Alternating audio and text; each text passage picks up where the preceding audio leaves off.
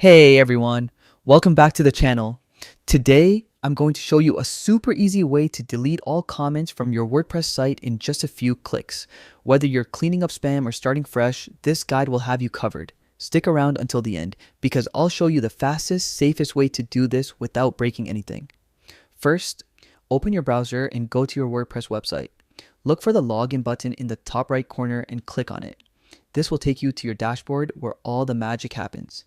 For a fast and secure login, choose the Continue with Google option. Pick the Google account associated with your site and you'll be signed in instantly. This method saves time and keeps your login safe. Once you're inside your dashboard, look at the sidebar menu and click on Comments.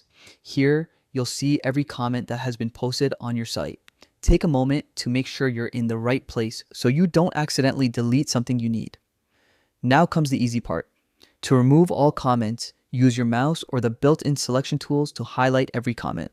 Then, open the Bulk Actions drop-down menu and choose Move to Trash. This tells WordPress you want to delete them all at once. Finally, click the Apply button. WordPress will instantly move all selected comments to the trash, removing them from public view. And that's it. Your site is now comment-free and cleaner than ever.